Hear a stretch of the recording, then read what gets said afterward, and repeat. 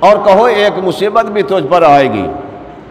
تو وہ کون سی؟ جب آپ شہید ہوئے، بہت یعنی کہ ان بلوائیوں نے آپ کو شہید کیا، اور جمعے کا دن تھا، اور یہ 18 ذی الحج کی تاریخ تھی جب آپ شہید ہوئے، اور یہ مسلمانوں کے اندر سب سے بڑا فتنہ تھا، سب سے بڑا فتنہ، ایسا فتنہ تھا جو آج تک نہیں روک سکا بلکہ قیامت تک نہیں رکے گا، ایسا فتنہ۔